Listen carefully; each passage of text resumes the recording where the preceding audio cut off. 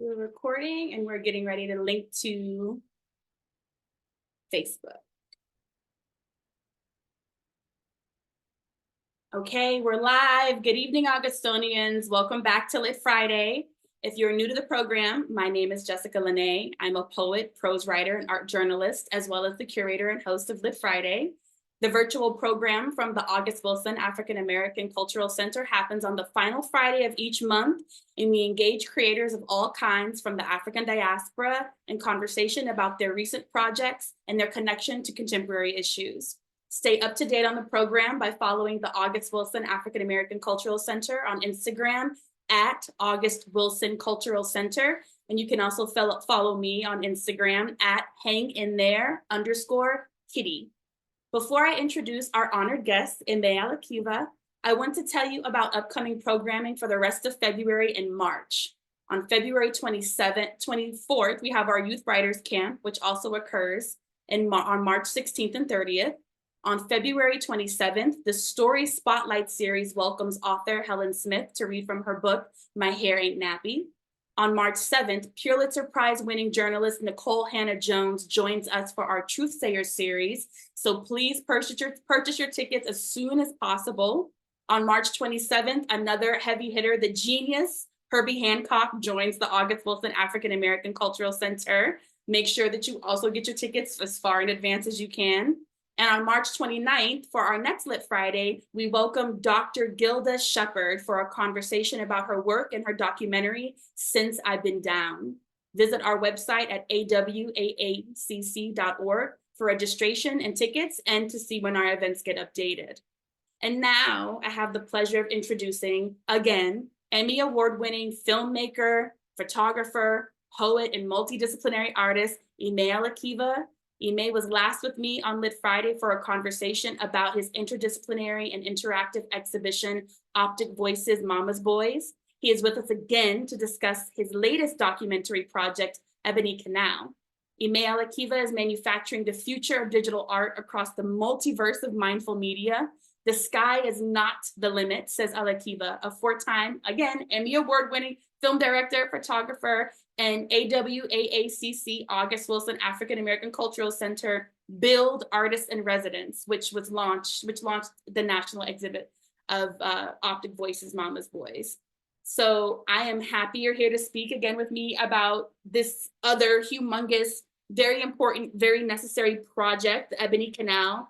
Yeah. Tell us about what the project is, what stage it's at, and where it's going next. Yes, absolutely. Well, first of all, thank you so much for having me. You are doing a phenomenal job, and you're just really, really taking us to the next level. So thank you for the outstanding work that you're doing. I also want to take this time to express my deepest appreciation for the August Wilson African American Cultural Center for really providing the pillars that are needed to build new foundations of artists around the world, not just Pittsburgh. And to have been the August Wilson African American Cultural Center's B.U.I.L.D residency inaugural year was just absolutely outstanding. So I just wanted to at least start with that. So my project that I've been working on after Optic Voices, which is along the lines of advocacy and allyship, was the Ebony Canal. The Ebony Canal, I came up with that term because ebony is the color of a dark shade or a dark brown shade. It's the ebony. And then canal, I wanted to sort of have that poetic name that you automatically knew that you could connect one body of life to another body of life.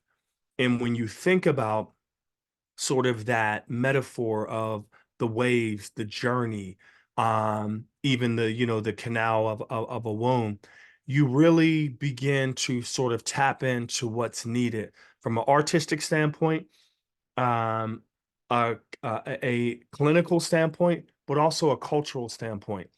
And The Ebony Canal is a documentary film that examines the historic portal between disparities of infant mortality and the current state of maternal health orbiting Black and Brown women. Despite the undercurrents, the mission aims to foster a new wave of solution-driven practices, and the vision is to move infant mortality into something that we never want to have to worry about. In addition to maternal health, and we just want to move that journey ahead. And a film like this, the power of the arts is so incredible. When you go into environments like hospitals and organizations and things of that nature, a lot of the data kind of goes over the head. But when you use the power of the arts to really process that clinical and turn it into something cultural that can be downloaded into masses, you get films like the Ebony Canal, which is probably one of the most transformative pieces I've ever worked on. When I read the title, when we spoke about it at the Black Bottom Film Festival, when I found out that it was happening, and I was like, no, you have to be on Lit Friday. I want to talk about all of this with you. I also thought about like the spiritual element when it comes to the Black experience, because Mami Huata, West Africa, Central Africa, those traditions we inherit. It Hmm. also kind of connects in what it speaks about to our experience about how we arrived here and how that's the basis for the issues that we experience as Black women when it comes to maternal health and infant mortality rates. So it's like a powerful title that's able to encapsulate what you're talking about in terms of the medical, the poetic, the imagistic, but also thinking about the spiritual, because a lot of the traditions that we come from and rebuilt on this side of the Atlantic really talk about the aquatic, the G force of the womb as a spiritual experience as well. And I think that that's also very like broad, but in a way that can like capture the imaginations of a lot of different kinds of people that come to make up the Black community, especially in the Americas. Absolutely, and when you think about it, we had a chance to interview Dr. Wanda Barfield at the CDC. You know, Black and brown infants have 2 to 3 times the infant mortality rate as the other counterparts, according to the study at the CDC. So when we talked about putting together this story, we wanted to talk to the RAND corporations. We wanted to travel to the University of Chicago. We wanted to travel to Stanford, where they're really, really doing exceptional work at really digging into the data of how we sort of got here. Of course, there's the environmental issues. There's the socioeconomic issues as well.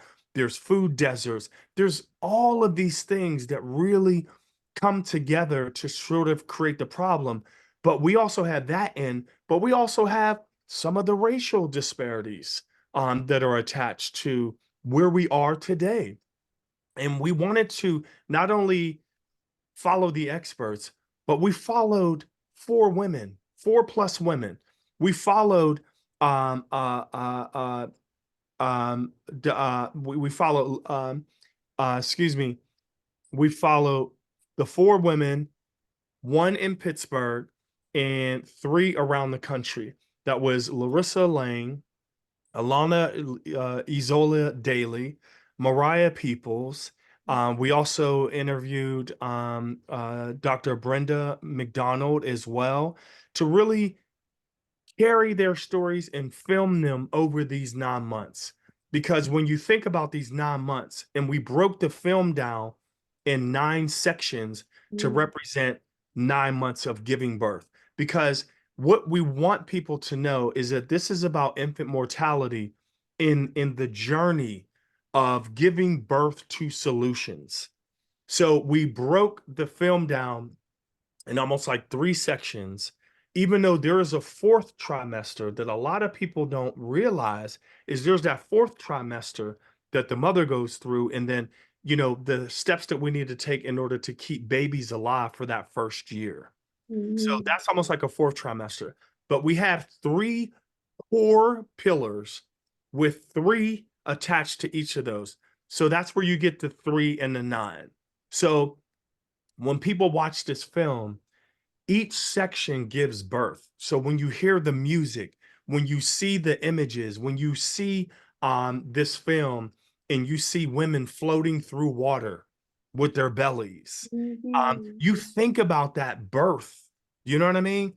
And that's what we wanted to do with this particular piece. And a film like this doesn't take 3, 4, 6 months. No. We've been working on this for about a good solid 2.5 years because you can't rush a story like this, Jessica, Mhm. right?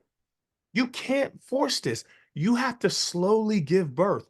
And with this film, that first trimester where you have the headaches, you have the pain, you have the sorrow. Then you get into that second where like, okay, I'm kind of used to this. All right, I'm getting ready. And right now, where this film is, we're about to give birth to this film. So we're ready. We got things in place, things that we want to do, and we're wrapping around saving Black and brown babies. We understand the maternal aspect of this, but we have to save as many babies as we can.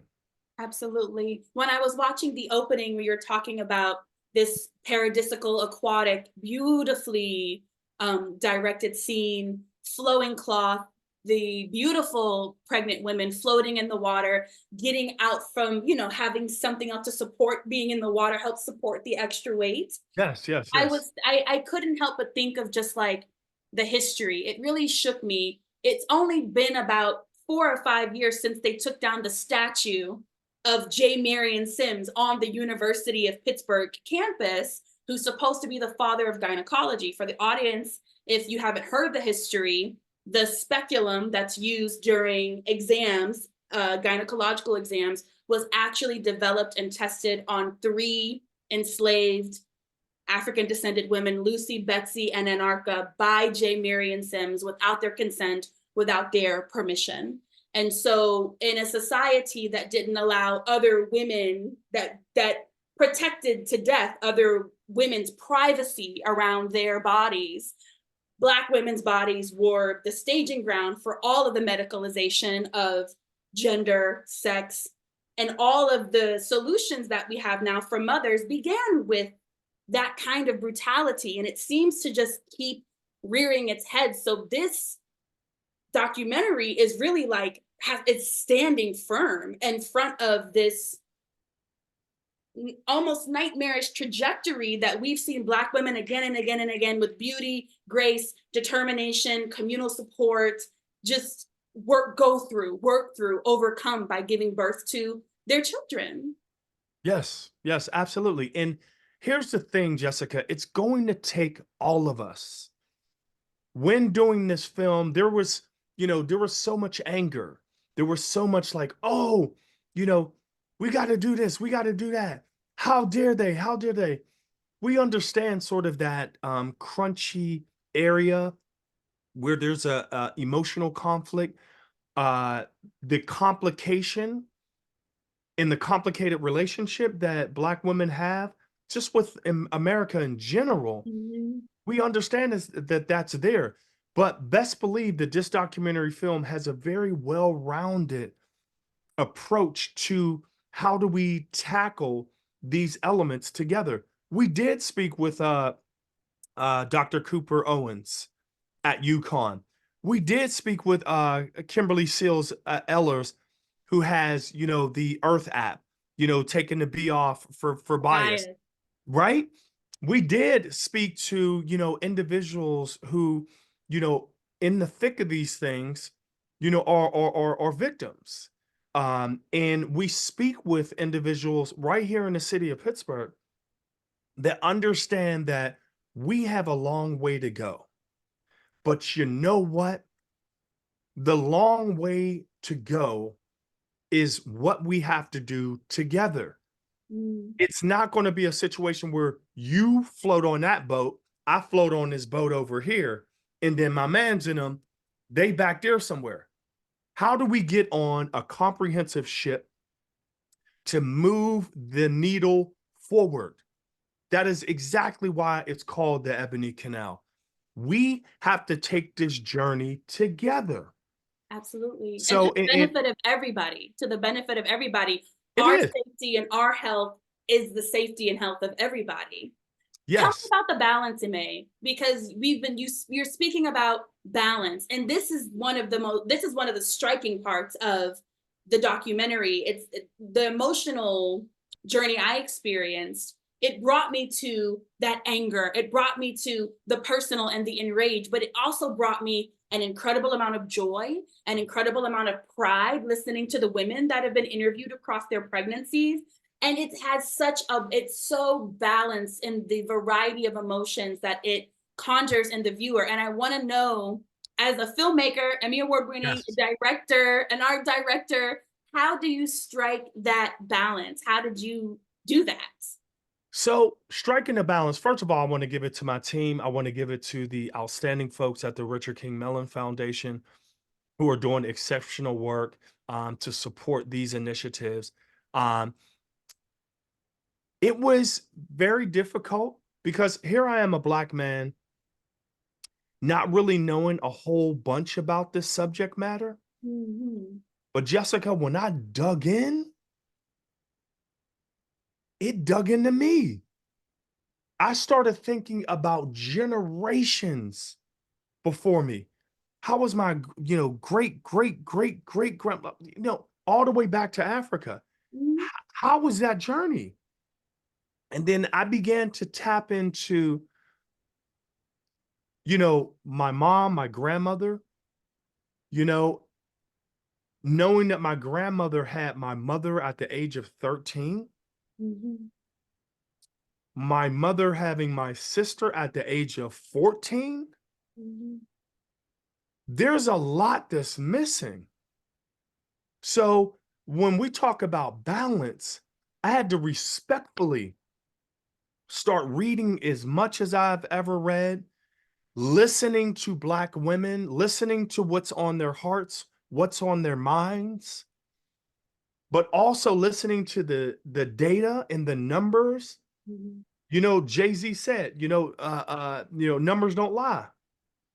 Check the scoreboard. Mhm. And when I spoke with a lot of experts, we got a lot of scores that we couldn't run from. We can't run from the data.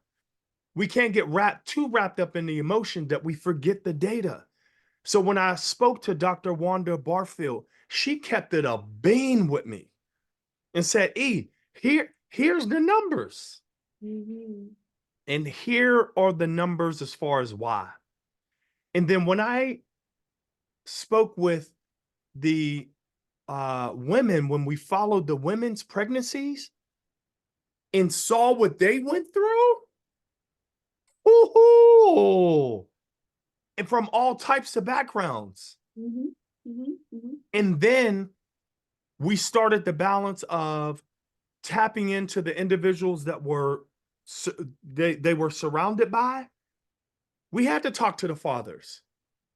We had to go down and interview Lamont Rucker, actor Lamont Rucker at Hampton University, because there was something on his heart to be able to speak about fathers. And we spoke to Charles Johnson in Atlanta, and we have a section where fathers have to talk about how babies are 25% more likely to survive when that father figure is there, whether it's a father or a partner. Mhm. So, and we talk about to Rep Latasha D. Mays, we talk about, reproductive justice, but it all comes back to infant mortality.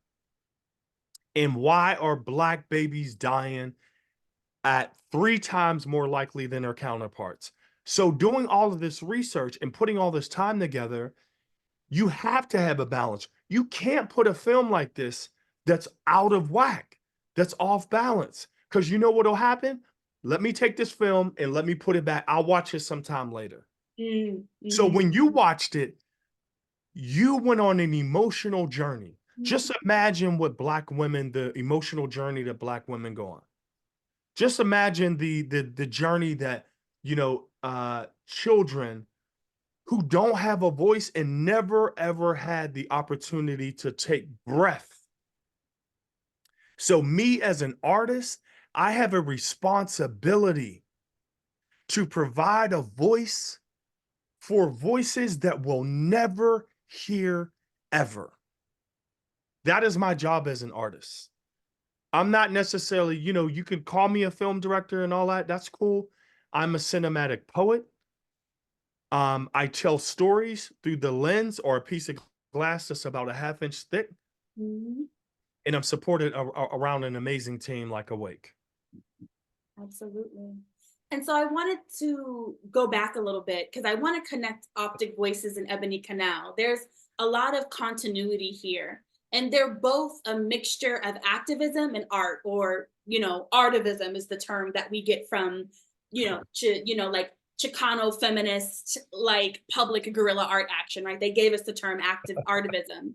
So Yeah, as an artist, how do you see activism and art informing one another? There are some artists that will say that art is not activism and that it is not a substitute for political action. But your work seems to say something different, and you just started getting into that. So tell us some more about how these two, what some people like to say are separate things, meet sure. in your work, because they meet seamlessly. And Optic Voices is a part of that, making a statement about mothers losing their sons to police brutality, needless kind of Sure. violence, and also the Ebony Canal, another kind of needless violence when it comes to breaking the bond between Black women and their children.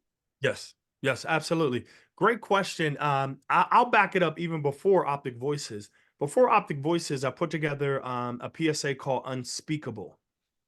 And it was a Black Lives Matter PSA for the deaf and hard of hearing community.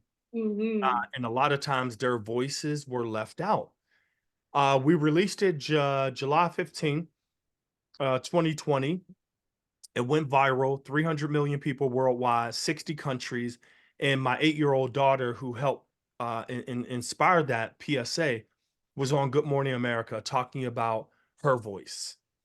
So, and when I dug a little deeper, I realized that advocacy comes from a Greek root word called avocare, and it means to add a voice.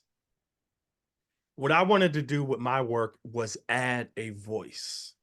So when we done the unspeakable, we got an opportunity to really do something monumentous and groundbreaking with the August Wilson African American Cultural Center in putting together Optic Voices, which got its very first launch in 2016.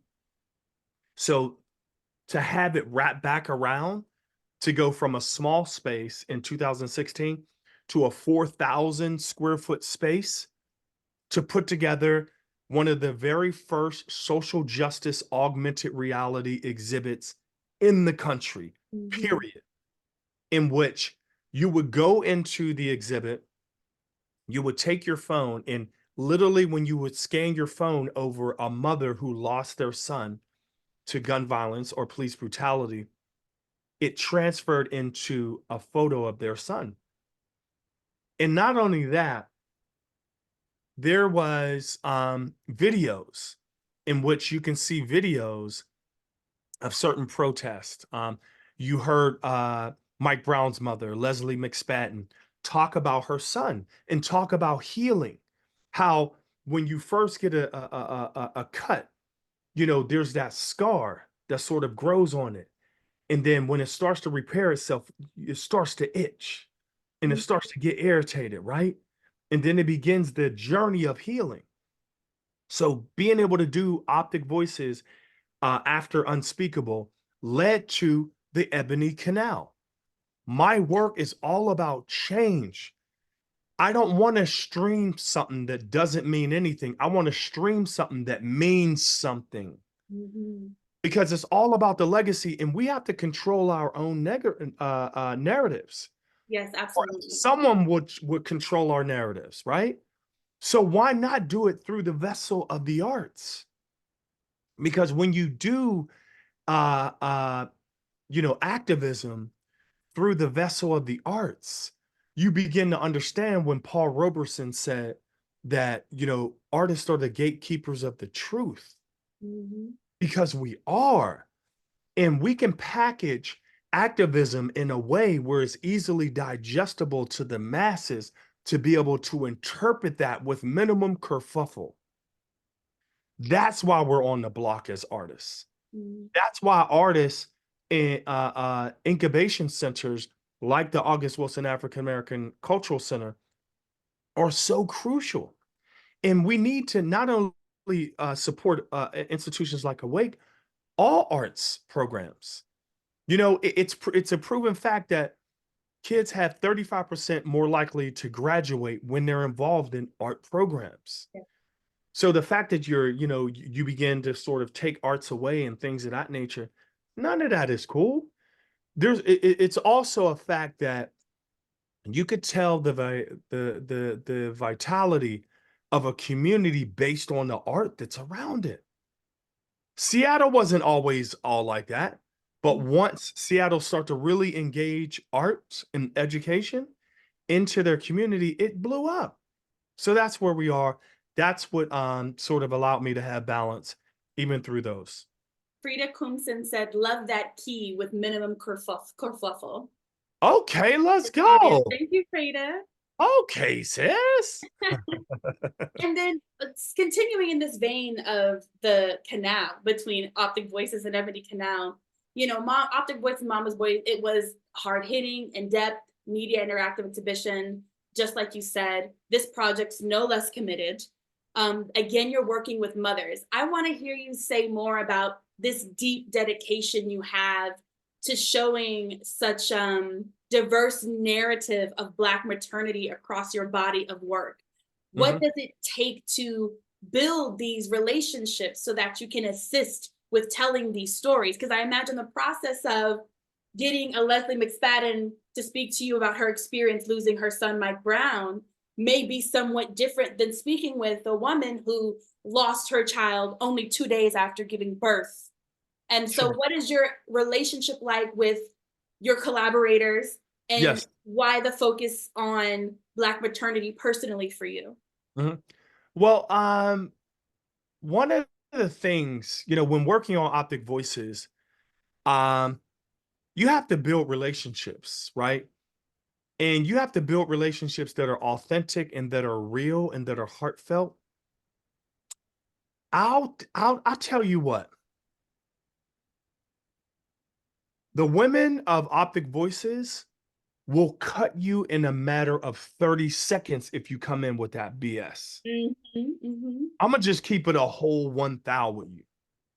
You cannot go in BSing Tamir Rice's mother, Antoine Rose II's mother, They've heard Mike, enough. Yeah. Mike Brown's mother, Oscar Grant's mother. You can't. So it takes time to build those relationships in order to be able to extract the truth that is authentic.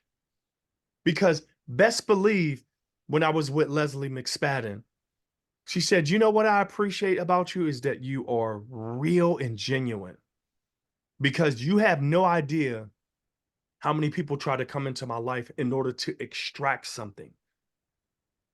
And she understood, Sabrina Fulton, she understood that we are on a mission together. Mhm. So when they said, all right, tell me where you want to film, tell me where you want to do this photo, because people are forgetting about us. And what you're doing, young man, is you're doing something through the vessel of the arts that a lot of people don't want to do, they can't do, and they don't want to be bothered. It's like, oh, Mhm. my son is gone. Okay, so the story should be gone. So they understood the importance of art being a vessel and being that vehicle to get to the next level. So working on Optic Voices allowed me to go into the Ebony Canal with my honest truth and also respect to these mothers because they are the portals of life. They are the portals of humanity, Black women. Scientifically, if you want to go all the way into the science. Mhm. So there's a level of respect that when you come around a mom who is literally creating life, or knowing how to hug a mother who lost her child after 2 days, learning how to talk to them, but when a tear starts to fall down the side of their face, you know to be still and be quiet and listen to that mother. Even though that tear doesn't make a sound, it makes a sound in her heart, and you can't step over that. Mhm. So when you think about the Ebony Canal, what kept me strong is I thought about my own mother. And Jessica, I thought about my own life, because I very well could have been someone that was lost. Mhm. So that is what I took into all of these projects, is keeping the balance of keeping it real, being authentic, and wanting the truth. And with the Ebony Canal, we wanted the truth on how we can move the needle forward to save and to combat infant mortality. Tell us about your collaborators. We want to know more about these incredible women that are featured in the most recent version of Ebony Canal.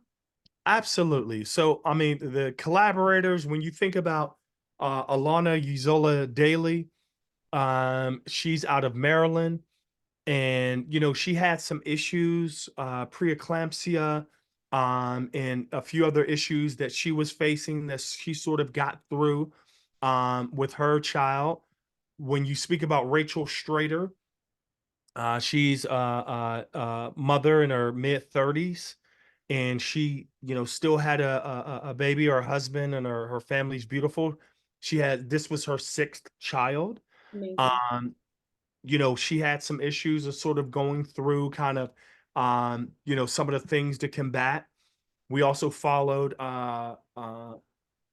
Miss Peoples, um and her journey was a little scary, because she had extreme high blood pressure and things of that nature. And there were some scary things where we almost had to deliver the baby early.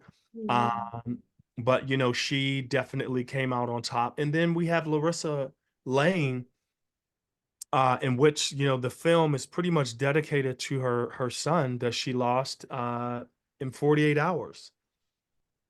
And she did everything right. She had all the most incredible support. She went to all of her appointments. We followed her, and things of that nature. But unfortunately, we lost. um and it was hurtful. So, which is why she sets this film off and she ends this film, because we don't want to forget about Larissa's son, Mhm. because Larissa's son was all of our, it was a son for all of us. We And become family through experience, and you I mean, experience something with him. absolutely, absolutely. So, we had a chance to interview, folks like, VP Kamala Harris.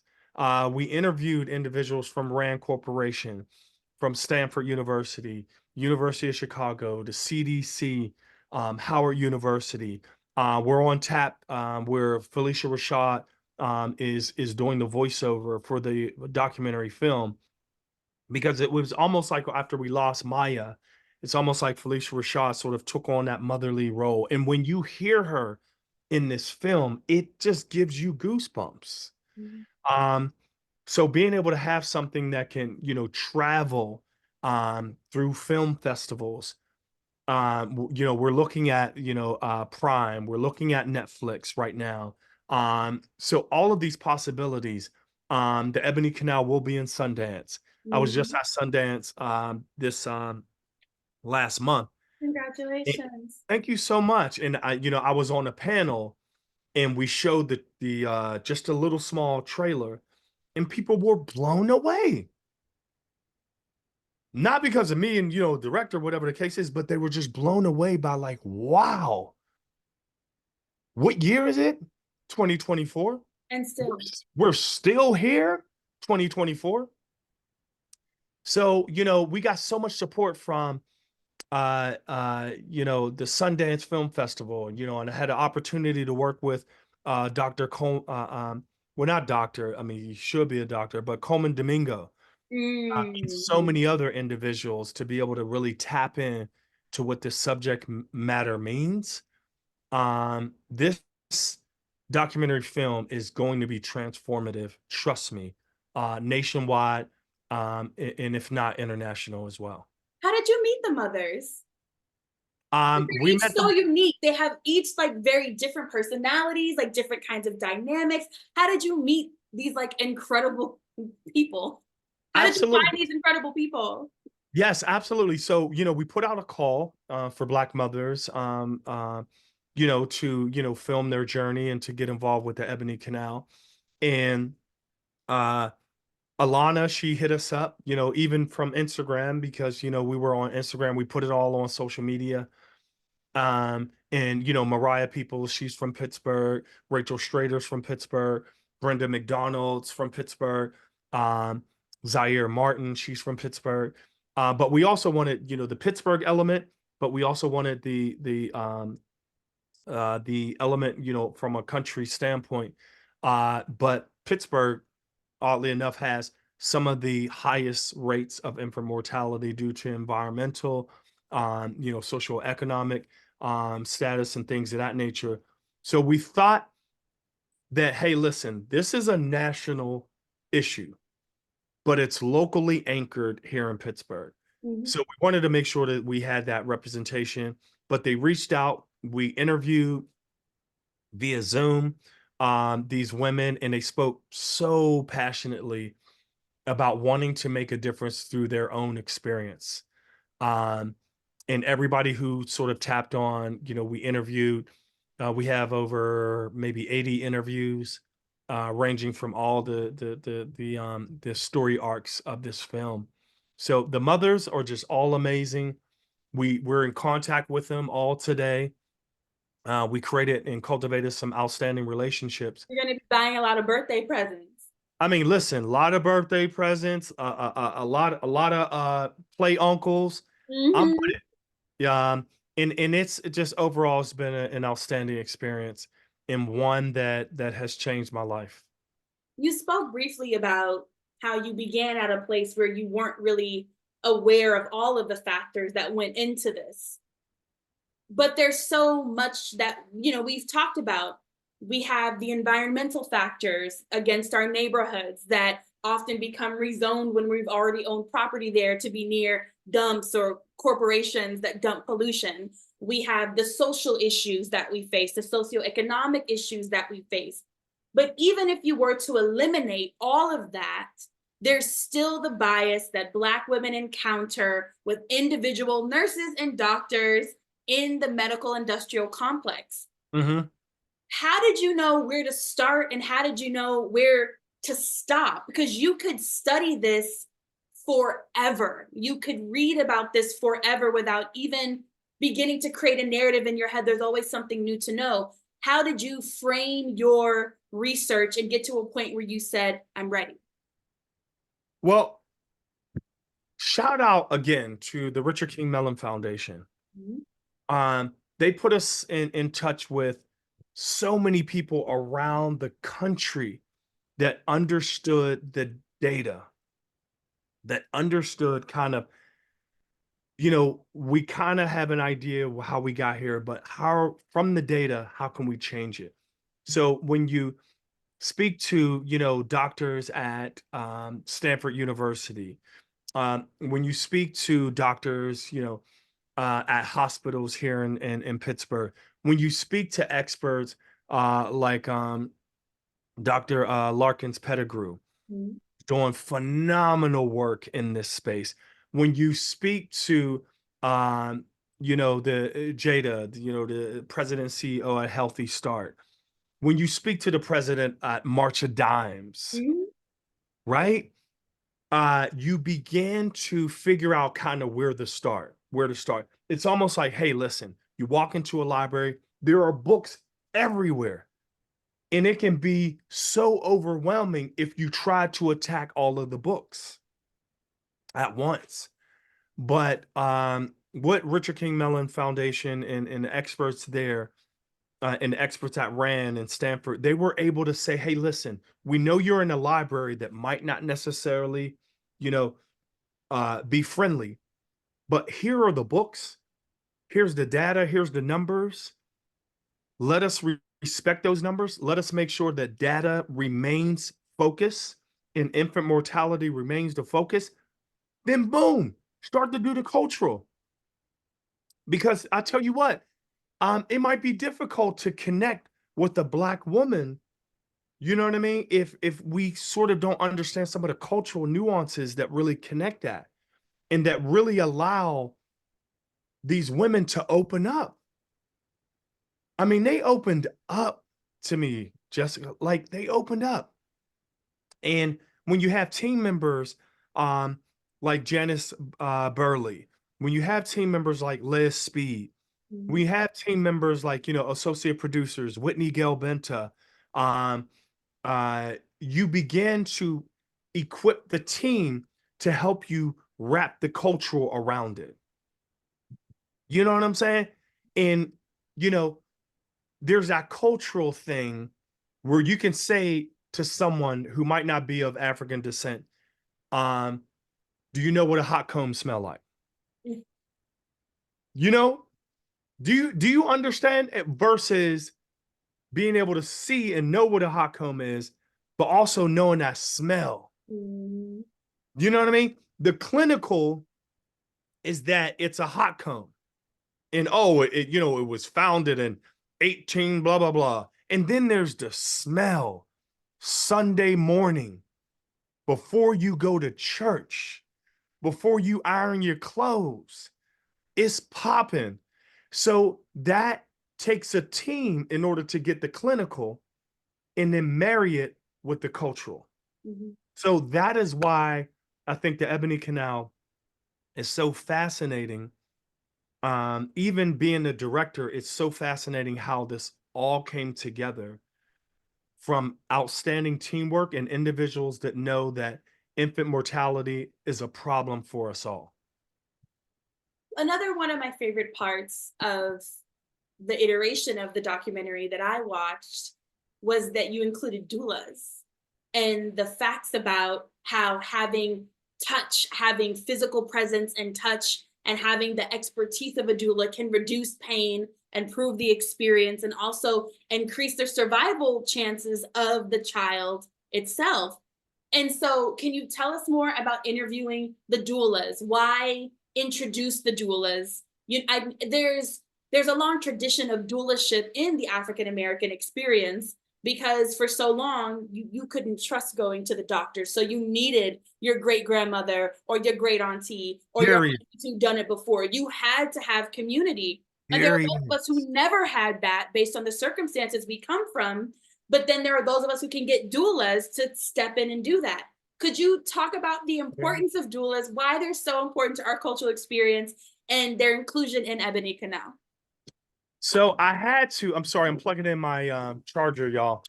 I had to put doulas in there. Doulas are crucial to being able to have that spiritual connection to that mother that might not be able to get that spiritual connection or that energy from anything else around. You know what I mean? And, you know, there's midwives and then there's the doulas. And just so you know who, you know, the folks who are watching, Erica Badu is a doula. Erica Badu delivered Summer Walker's baby. And there's that relationship with doulas that goes back to the beginning of time to really help coach you through the birthing experience, whether it's holding, you know, that mother's hand, whether it's encouraging that mother. Mariah Peoples, she had a doula, and her doula was absolutely phenomenal at making sure she had whatever she needed, whether that's a pillow, whether that's support, whether that's a popsicle, whether that's going out, adjusting certain things. And it was beautiful to see Mariah's journey because even her husband couldn't really connect like the doula would connect. And that comes from, you know, centuries upon centuries of how it used to be. You know what I mean? Um, and even in the film, we I don't want to give too much away, but we highlight a doula who delivered almost over 3,000 babies because she was the go-to in the community Mhm. at knowing what to do, how to do it, and how to get it done because Black women couldn't go to hospitals. They had to do it somewhere in the back of the house or in the kitchen. And the beautiful thing is that a lot of Black mothers or a lot of mothers in general are starting to sort of go back to that, where they're giving birth in a tub or something like that. I And it's witnessed the birth with a doula in a kiddie pool outside. listen, Mhm. and I can't wait for people to see this film. But Jessica, remember towards the end where I put that collage Mhm, mhm. of births? I'm getting goosebumps because I had to put that in the film so that you could really understand how miraculous giving birth is. In doing this film, I look at life totally different. It's one of the greatest choices you can ever make. Yeah, yeah, and when this film hits, people are going to be able to take away so much and learn so much about how we can save babies and Mm. how we can eliminate infant mortality. So now I want to get into you because you said there are dads here. There are dads in Ebony Canal. Right. One of the dads you interviewed was like, I'm having a hard time because my father wasn't necessarily there. So I just know what I don't want to do, but don't necessarily know what's correct to do. And anyone that knows you knows how proud you are of being a dad, how dedicated of a dad you are, how involved you are, how you don't play. You're like, no, I'm here to be great through making great people, right? Why was the representation important to you? And how did it connect to your personal experience as a dad? What did you learn about yourself as a dad through this project?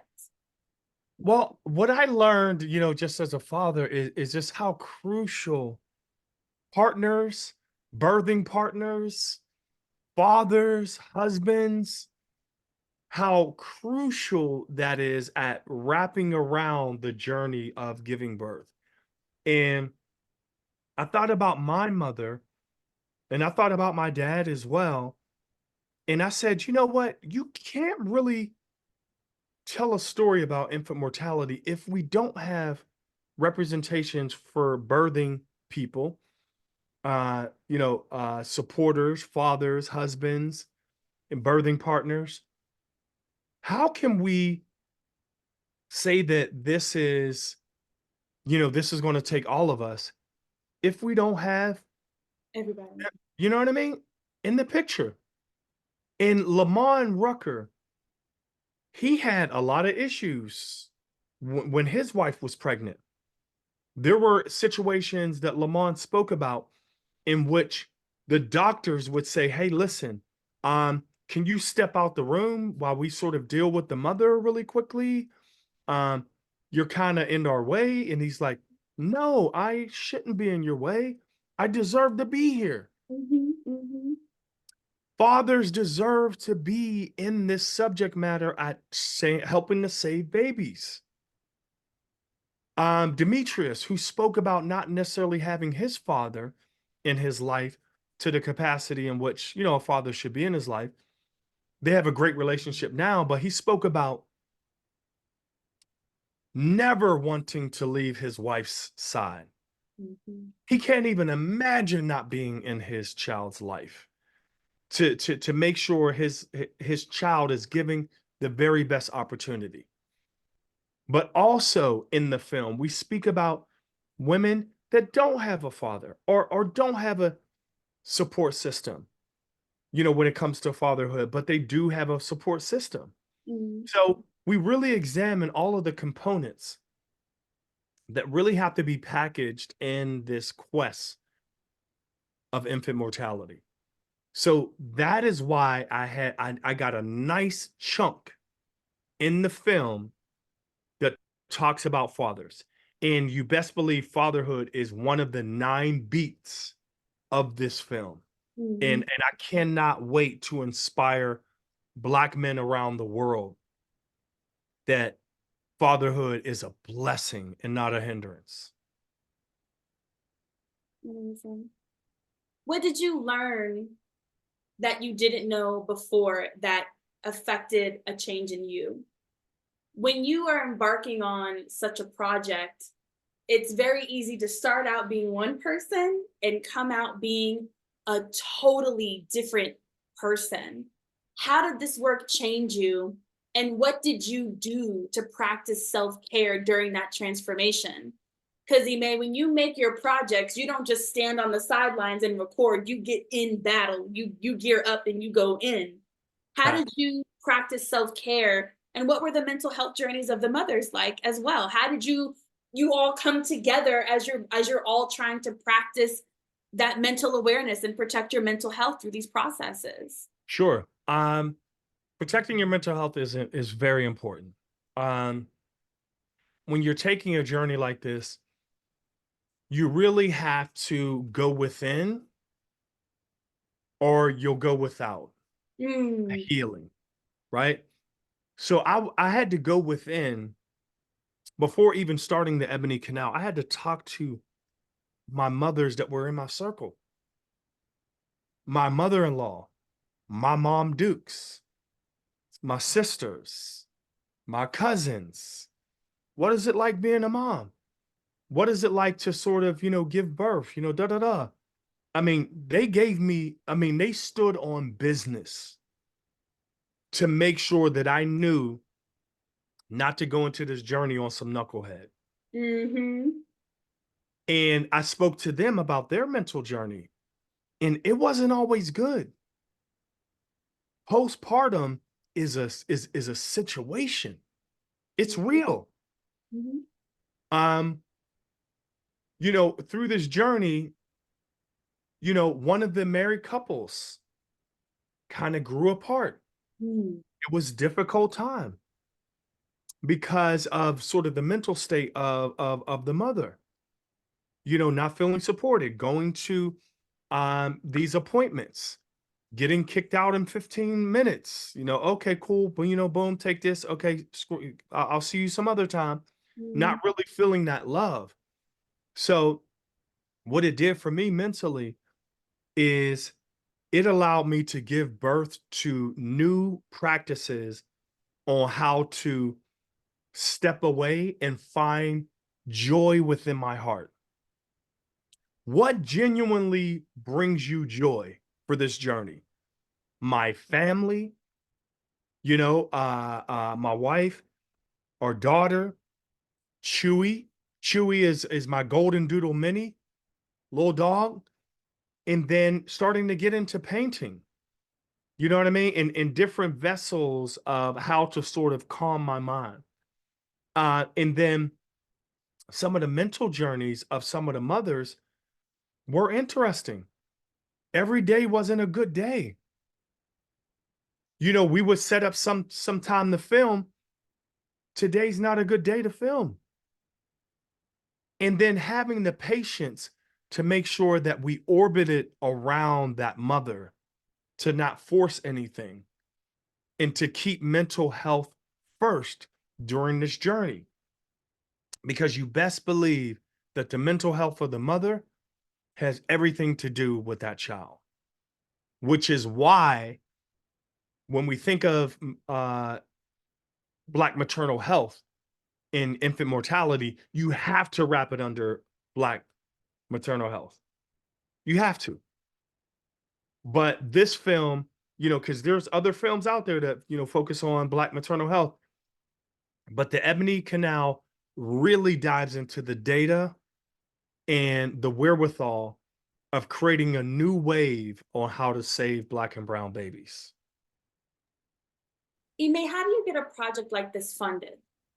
How do you fund a project at a time in an environment where even the data and its narrative sometimes does not move people who are determined to believe one thing over another?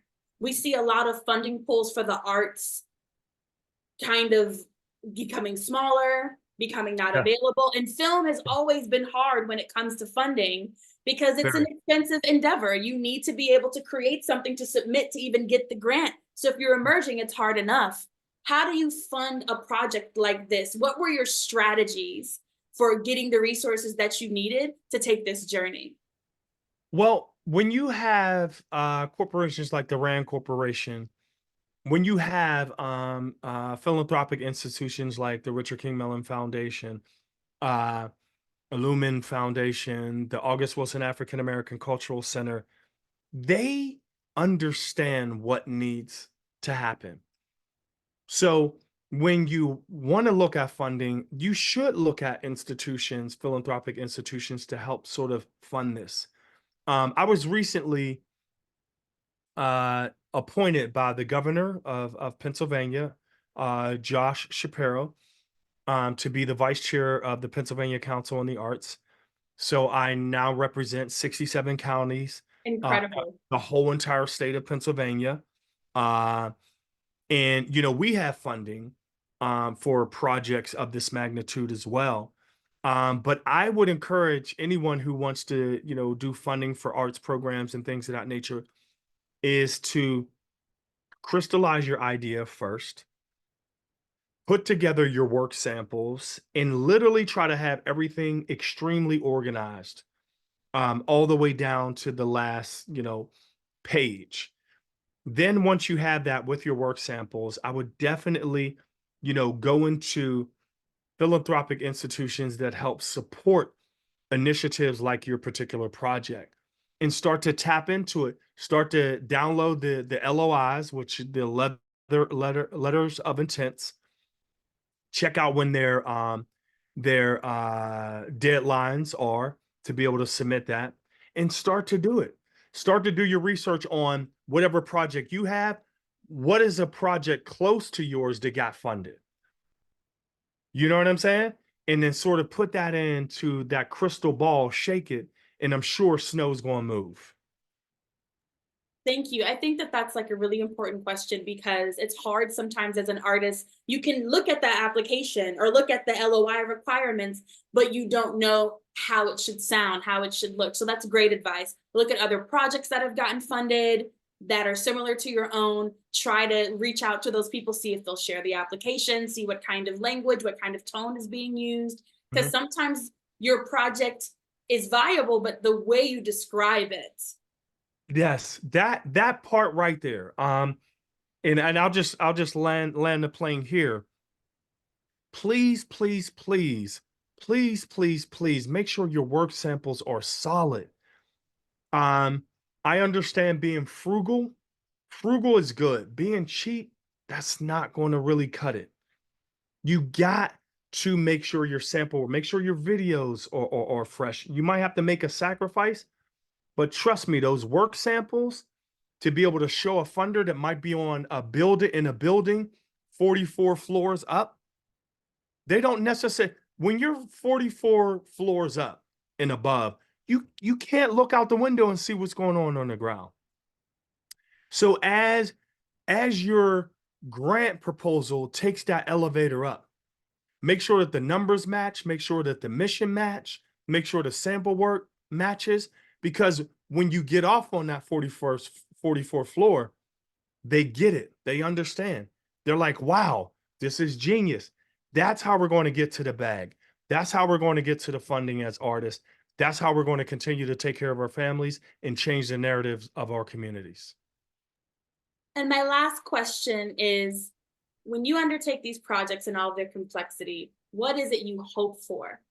Of course, as an artist, you cannot predict a particular response for your audience. You can't kind of drive the response that you necessarily want in each audience member you will reach.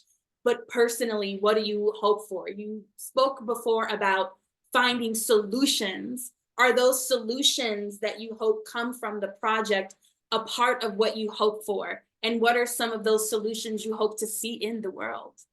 Um, I hate to sound cheesy, but if the Ebony Canal saves one human being, mission is accomplished.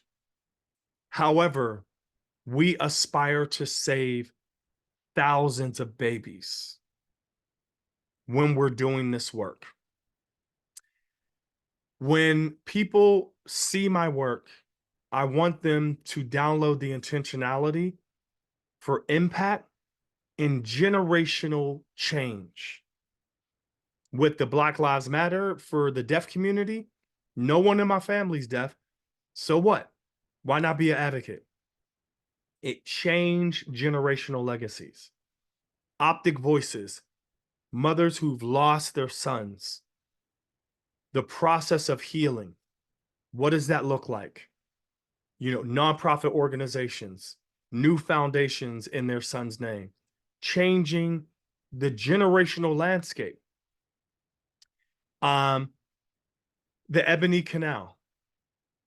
That is an incredible project that is also a part of not only the legacy of me, the legacy of our collaborators, the legacies of our communities, the legacies of our nation, the legacies of the world, because it only takes one, you know, to change the world, and that's what we're doing with this particular film, and I'm excited to be a part of it. Ime, all of the respect for your work, time, creativity, dedication, a humongous shout out to your mom's house. I've had the opportunity to work with your mom's house, and it is incredible. Every single person is incredible. Working with you is always such a pleasure. I learned so much, and I hope for the best, and I hope for 1,000 babies. This has been amazing. Everybody, we have another amazing filmmaker, Gilda Shepherd, coming to be with us on March 29th, 6 p.m. Eastern Standard Yes. Time. We're going to have a conversation about the prison industrial complex with her and talk about some of her work that's dedicated to the preservation of Black life and freedom. Emmai, I am honored to speak to you again. Thank you Please so come much. back every time you do something new. And I You hope already everybody, know. yes, of course. And I want Peace everybody out. to have a brilliant night and a brilliant weekend. Thanks, Thank you everybody. all. Take care.